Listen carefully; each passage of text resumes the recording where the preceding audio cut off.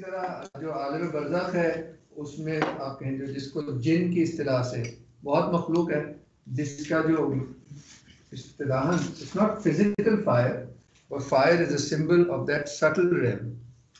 It has something of the realm of light and something of the realm of clay.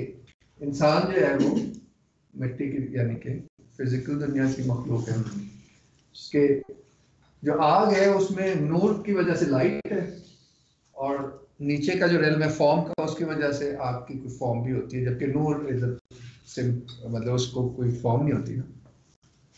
तो ये इस पुरानी इस्तिलाह में जो तीन मोटे मोटे रेलम्स हैं इस तरह, और मगर इस जहाँ अभी डिस्कशन हो रहा है उसमें ये हम दो हिस्सों में बांट सकते हैं, एक रूहानी और एक क्रिएटेड या formal, subtle form and physical form. So Tadalla is something divine. It's the divine will or power express itself. Then first it expresses itself in the form of tajalliyat, जो कि रूहानी मज़हर है, और इन रेल्स में जब वो चीज़ आती है तो उसको कमालात कहेंगे। ये जो मुझे अभी समझ आई है। एक सेकंड, जो क्रिएटेड रेल्म में आपने एक आलम नासूत बताया और आलम बरज़ख कह सकते हैं, आलम नासूत मलकूत भी कहते हैं, शायद आलम मुल्कुत मुख्तलिफ तरह से करते हैं जी। मैं मोटा मोटा कर रहा हूँ। जो आपने थोड़ा सा फिजिकल आलम नासूत क्या है और आलम मट्टी कहते हैं, इंसान को हमने मट्टी से पैदा किया। ये तीन दुनिया इसको हर मुख्तलिफ तरह से देखा गया ना, एक तरह के तीन तरह से डिवाइड कर दें, नूर की दुनिया, आग की दुनिया और मिट्टी की दुनिया, आदमी, जिन और मलाइका। एक एक दो हिस्से कर दें, जैसे सूरह रहमान में दो जमातों से जो कि कसीफ हैं, जो भारी दो जमातें, उनसे मुखातिब अल्लाह ताला। तो वो जब उसमें तफसीर से और हदीस से पता चलता है कि वो जिन और इंसान है। अब यानी कि दो डिवीजन हो गए, हेवन एंड अर्थ। यानी कि आलम बरज़ख जो है वो जन्नात जो आलम बरज़ख से हैं, आलम जो मलाइका हैं वो आलम नासूत नहीं, नूर का आलम जबरूत के। तो आलम नासूत में क्या है? हम अच्छा फिजिकल लेवल से, ठीक है।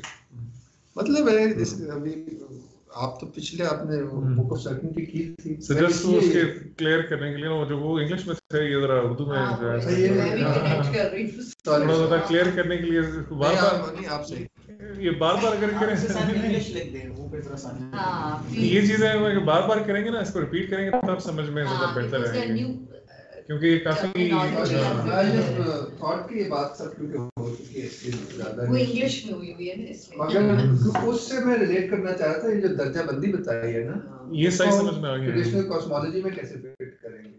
मतलब है there is often this concept, जैसे इस तरह भी कहते हैं, कुरान में कहते हैं कि अल्लाह ताला is the Lord of all that is which is in heaven and on earth and all and between them.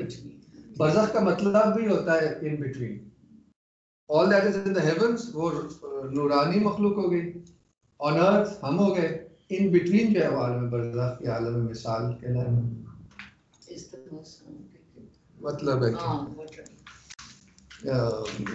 तो ये मेरे ख्याल से ये ज़रूरी था कि ये वरना ये मिस हो जाता ना पॉइंट कि हाउ द तदल्ला इज समथिंग डिवाइन। फिर वो समझ आता है कि वो अशिया उसके ऊपर पर्दा है।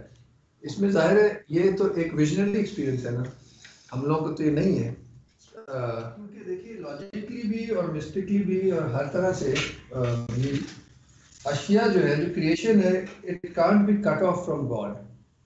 सो these are all different visions of how things are connected to Allah ताला। हमने हमारे फायदे की जो इसमें बात है वो मैं सॉर्ट रिमाइंड करा रहा हूँ कि हम क्यों पढ़ रहे हैं, क्या हो रहा है। क्योंकि जो बिलीविंग आदमी है या माशरा है वो किसी भी चीज़ को खुदा से अलग करके देख ही नहीं सकता। आजकल हम जिस दुनिया में रह रहे हैं उसमें ये वर्ल्ड व्यू गायब हो चुका है। उसमें जो नॉलेज का सारा वो है वो हॉरिजॉन्टल हो गया ना, यानी कि मेयार जो है वो साइंस है। हम ये भूल गए हैं कि जो इस्लामिक वर्ल्ड व्यू है उसमें तो दर्जा बंदी है नॉलेज की भी और थिंग्स विच वी स्टडी, क्योंकि आज का वर्ल्ड व्यू कंप्लीटली हॉरिजॉन्टल है, इस दुनिया से ताल्लुक रखता है। तो हम इन चीज़ों को भी हमेशा ट्रांसपोज कर देते हैं, जैसे फिर रिजवान साहब ने किया उसको एटम से, क्योंकि वो हमारा नॉलेज स्ट्रक्चर अब ऐसा हो गया है। तो ये मिसाल जो है वो इसी फिजिकल वर्ड से, मतलब आप देखिए ना, अगर हम उसको वर्टिकल हमारे जहन में होती हायरार्की,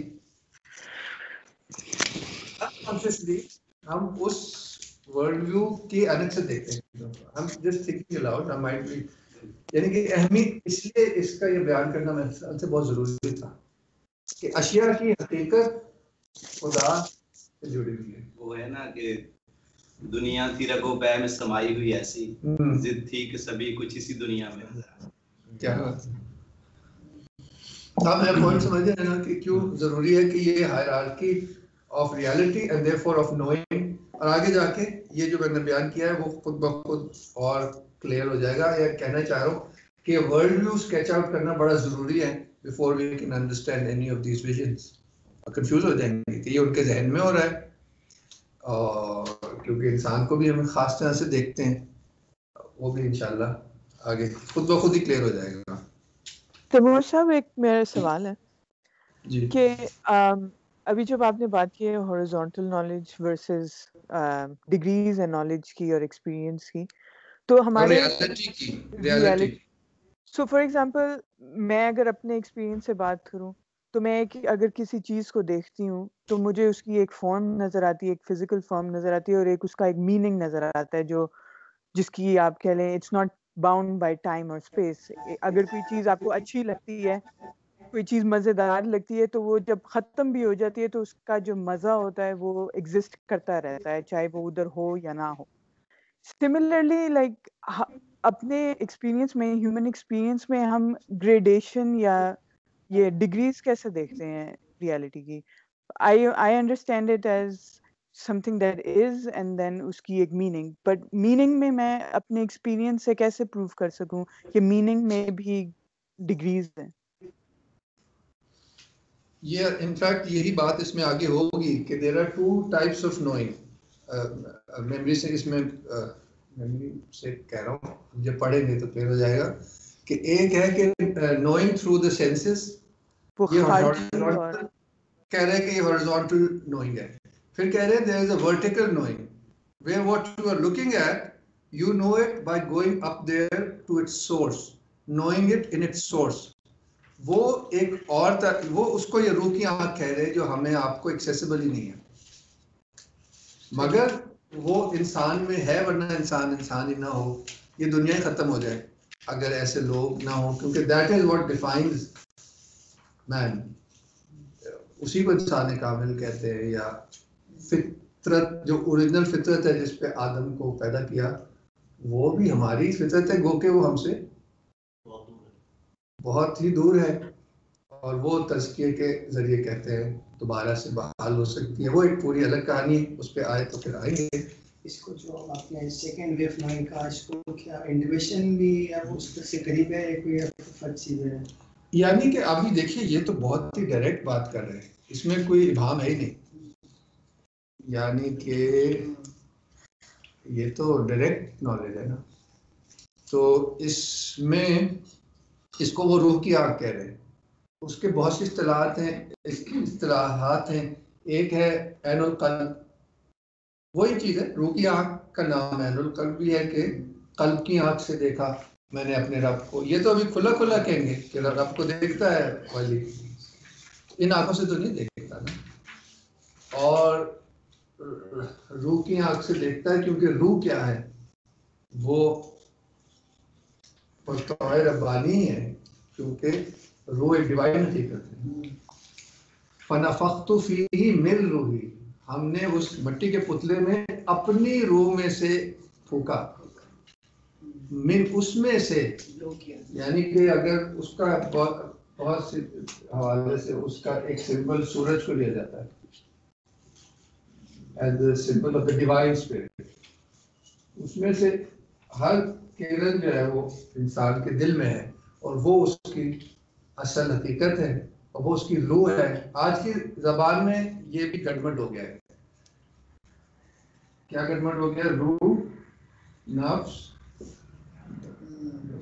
और जिस्म, ये डिविजन भी बिल्कुल अब क्योंकि जिस मॉडर्न दुनिया में जो डेकार्टियन बाइफर्केशन है, इंसान को इन दो में डिवाइड कर दिया गया है और रूह और नफ्स एक ही समझते हैं हम। आज की जुबान चाहे अंग्रेजी हो या उर्दू हो, ये बिल्कुल हमें नहीं पता इनमें कोई फर्क है नहीं है क्या है। और जबकि दिस इज सो इसेंशियल। हम कहते नहीं कि रूह निकल गई मर गया, ये नहीं कहते नफ्स निकल गया तो मर गया। वो जबान में अभी भी एम्बेडेड है कि इसमें कोई फर्क है। रूह is the divine aspect in man because of which man is man. नफ्स इज द इंडिविजुअल पर्सन, क्योंकि ये बरज़खी हकीकत है, क्योंकि रूह और जिस्म का कोई मिलाप ही नहीं हो सकता, कोई बीच में बरज़ख चाहिए। जिस्म जो है वो फिजिकल, आपको पता ही है।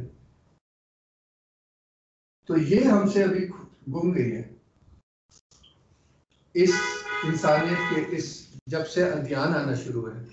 उससे पहले तो जरूरत ही नहीं था। आदम को कोई दीन की थोड़ी जरूरत थी, उसको तो हर तरफ खुदा दिखता था। जब उसने अशिया को उससे अलग होकर देखना चाहा तो उसकी वो फॉल कह ले या हबूत कह ले, जो भी कह ले, और फिर खुदा को उसको वर्ड्स भेजने पड़े ना। Then God relented towards him and gave him words to connect him back to reality, क्योंकि उसकी रूह की आंख हो गई।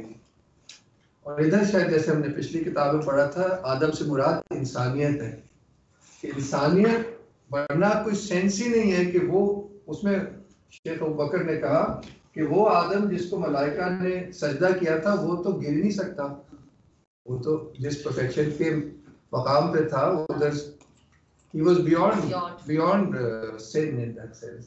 जैसे नहीं कहते कि जो prophets हैं वो sin तो नहीं कर सकते ना। तो the Adam which fell was obviously not that Adam। इसमें अहादीस है जिससे ये बात बहुत ही क्लियर हो जाती है कि जिस आदम को तुम जानते हो उससे पहले कितने लाख आदम गुजरे। तो the Adam who fell had already lost his eye of the heart, as we read in the last book, but he was still complete. So the higher aspects of his soul yearned for the divine and the spiritual things. उनका nature ही है। तो शैतान ने उन्हीं को वर्गलाया कि मैं तुम्हें वो दुनिया दिखाता हूँ जो हमेशा रहती है, क्योंकि वो जो एस्पेक्ट है हाईएस्ट सोल का, इट इज मेड फॉर वर्गलाया कि मैं दिखा देता हूँ जिसको तुम देखना चाह रहे हो। तो उसने वो फॉल्स फिल किए, दुनिया दिखा दी। ये खैर आप बुक ऑफ सर्टेनिटी है, पढ़ने वाली है। तो ज़िम्नन क्योंकि कुछ 2-3 लोग हैं जो उस सर्कल में थे, तो ये रूह नफ्स और जिस्म, ये अभी अच्छा है, ये प्रिलिमिनरी बातें हम कर रहे हैं क्योंकि यही वो मैट्रिक्स है जिससे ये टेक्स्ट समझ में आएगा कि कायनात का स्ट्रक्चर क्या है। अगर आप गौर से देखें, अगर ये इंसान का स्ट्रक्चर है, इनफैक्ट कायनात का भी ये स्ट्रक्चर है। देयर इज आलम जबरूत, आलम मलकूत, आलम नासूत, जिस्म, बरज़ख, रूह, इंसान, जिन्नात, मलाइका। यानी कि जो माइक्रोकॉस्म है, जो कायनात है, उसमें भी वही दर्जाबंदी है जो हम में भी वही दर्जाबंदी। इसलिए कहा है ना कि हम तुम्हें अपने साइंस आयात दिखाएंगे कायनात में भी और तुम्हारे अनफुस में भी, यहाँ तक कि तुम्हें पता चल जाए कि यही हक है, क्योंकि ये दोनों चीजें हक ही की तजल्ली हैं। इंसान भी is a mirror to God and the world is a mirror to God। ये हम वापस आएंगे अभी, वरना हम आगे नहीं बढ़ पाएंगे। Okay, we need cosmology and anthropology to understand what he's saying, क्योंकि इन दर्जों की अभी बात फिर से होगी इसमें भी। तो मेरे ख्याल से आज लगता है प्रिलिमिनरी ही रहेगा, तो जितना हम पढ़ सकेंगे उतना पढ़ लेंगे। तो अगली दफा पढ़ के आइएगा ताकि मैं सिर्फ समराइज करूँगा। या सवाल पहले आप जो भी सवाल होंगे, ठीक हो गया ना, कि वो इंसान जो अब जब हमने वो दर्जाबंदी की, ज़ात खुदाबंदी, तजल्ली, तजल्ली और कमाल, तो इंसान तो इधर है ना, तो जो वाली उधर से कनेक्ट हो जाता है तो वो कह रहे हैं कि इस दुनिया में उसकी पावर बहुत हो जाती है। इधर से बात शुरू हुई थी। एक ये इसमें थॉट है। पहला थॉट था कि तदल्ली जो है वो आलम उसके ऊपर पर्दे की मानंद है। दूसरा जो इसमें पॉइंट है वो है कि आरिफ जो है उसकी कुव्वत और तासीर बढ़ जाती है जब वो उस तजल्ली से उसका होता है इत्तिसाल। अब तीसरा पॉइंट है, हो सकता है हम इतना ही याद कर सकें, और वो है इस तजल्ली की कुछ डेफिनेशन देते हैं कि इस तजल्ली के दो रुख हैं। इसका एक रुख तो वजूद खारजी के मुकाबिल होता है। इसको यूं समझिए कि गोया एक रंग है जो अलवाह नफूस यानी कि द टैबलेट्स ऑफ सोल्स,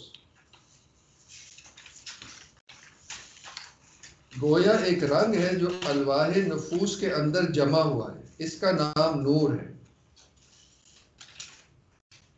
और इस तदल्ली का दूसरा रुख वजूद ज़हनी के मुकाबिल है, और ये सादिक आता है ज़ाते हक पर, और इसको इस्म या तदल्ली कहते हैं।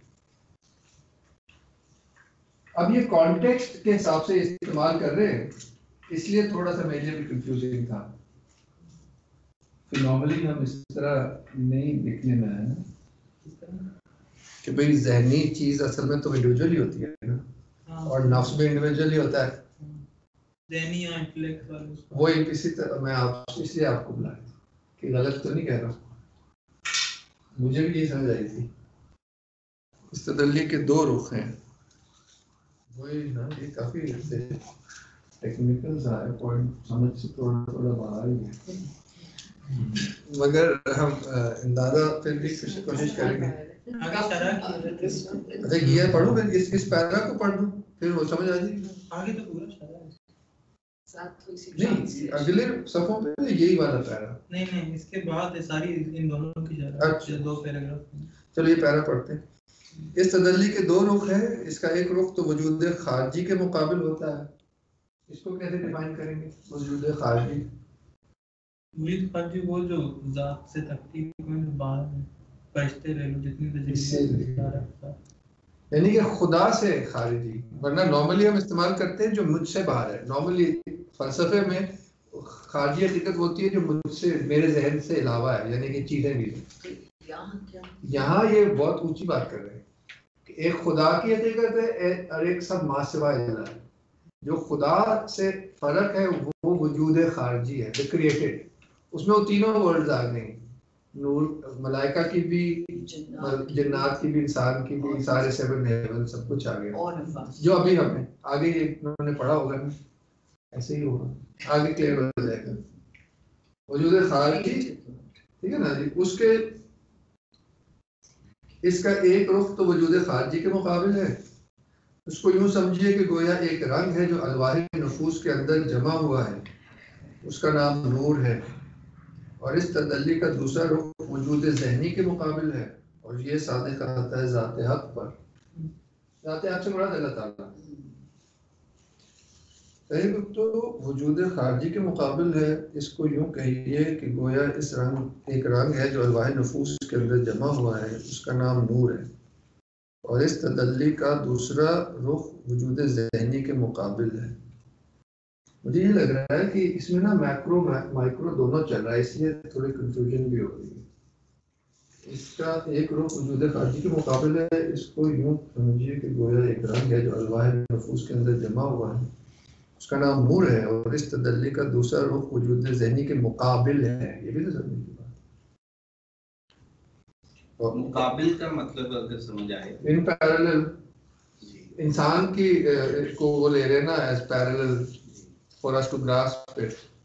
अपने नफ्स में हम देखें तो उसका, उसमें जो नूर होगा, और ये क्रिएटेड वर्ल्ड के सामने ये है। असल में ना ज़हनी, हम आजकल ज़हनी बहुत छोटे मानों में रखते हैं, जबकि जो इंटेलेक्ट है वो बहुत, वो रूह तक जाती है बात। हाँ वो है ना, हो सकता है ना, स्पिरिचुअली हमने तो खुदा हो, ये वो है। क्या खुदा का ज़हनी, जो ये उनके बारे में बात है। अच्छा, ये हमारे बारे में कोई बात नहीं। ये एक इसकी वो है एक्सप्लेनेशन, क्योंकि मेरा दिल नहीं, हमारे बारे में वो बाद में बात है। ठीक है, इंसान की कैसे वो मार्फत हासिल होगी, जो मार्फत अज़ीमा है। इसका एक रुख तो वजूद खारजी के मुकाबिल है। होता है, इसको यूँ समझिए कि गोया एक रंग है जो अनवार नफूस के अंदर जमा हुआ है, उसका नाम नूर है।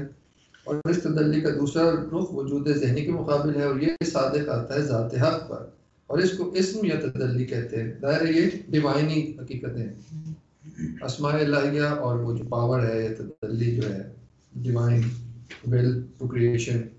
चुनांचा इसी बिना पर नक्शबंदिया के यहाँ इंदिराज अन निहाया फिल बदाया है।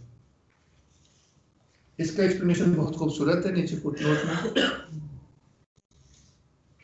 सालिक जब हकीकत की तलाश में निकलता है तो वजूद के इन गूनागून यानी कि रंगारंग तायुनात और मुख्तलिफ मज़ाहिर के पर्दों को चाक करता हुआ आखिर में वो जिस मकाम पर पहुंचता है वो खुद उसी का वो नुक्ता होता है जो उसके अपने वजूद का ऐन है। ऐन यानी कि सोर्स है, स्प्रिंगिंग पॉइंट है।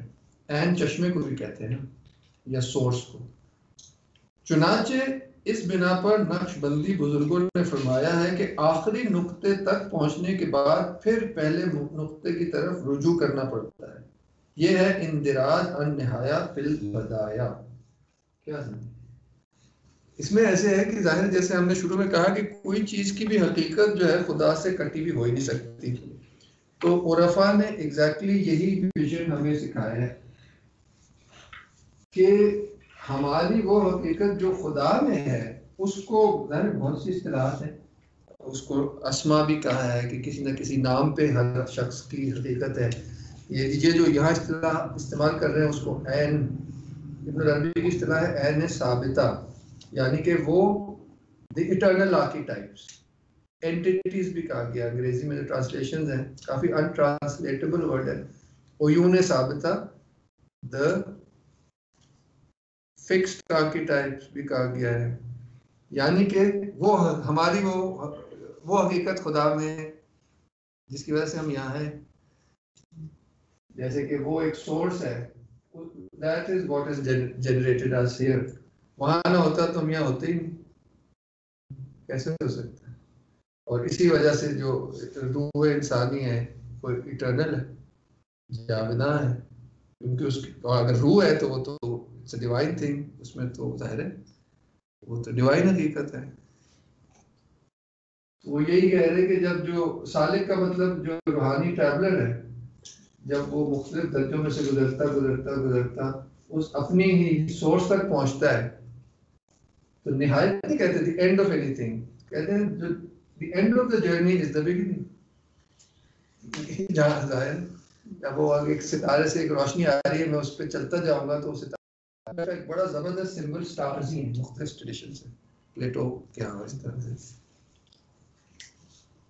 इसलिए शायद आजकल भी फिल्म के हीरोज को भी हम स्टार्स कहते हैं, क्योंकि इंसान को ना हमेशा कोई हीरो वर्शिप करनी होती है। तो वो जो हीरो, मेरा ख्याल है कहीं पुरानी ये बात है कि हम परफेक्शन को देखना चाहते हैं ना, पहले औलिया अल्लाह को देखते थे लोग, अब फिल्म स्टार्स को देखते हैं। अगर समथिंग व्हिच इज अबव ना stars as source, something mysterious, ये वो मुझे बड़ा यूजफुल लगता है। मेरे से इब्न अरबी ने भी ये इमेजरी इस्तेमाल की है, यूने साफ्ता एज द स्टार्स, में टाइमलेसनेस का पहलू है। आपको पता है जो हमें स्टार्स देखते हैं वो लाखों साल पुरानी हम इमेज देख रहे हैं, इसमें भी कोई मिस्ट्री है, ऐसी ही नहीं है समथिंग इटर्नल। हाँ, तो जो आरिफ इस तदल्ली के जरिए ज़ात हक से वासिल होता है वो अल्लाह ताला के इरादे और इख्तियार के सिवा और किसी चीज़ को नहीं जानता, और वो यूं महसूस करता है गोया एक दरियाए नापैदा किनार से है जिसमें वो डूबा हुआ है। जाहिर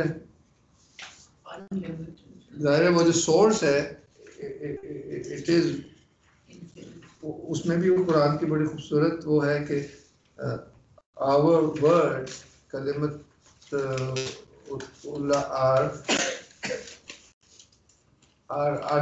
क्या है वो, चाहे सारे समंदर जितने दरख्त हैं वो कलम हो, जितने समंदर है उसके बाद 7 और समंदर हो, तो अल्लाह ताला के कलमात ख़त्म नहीं हो सकते।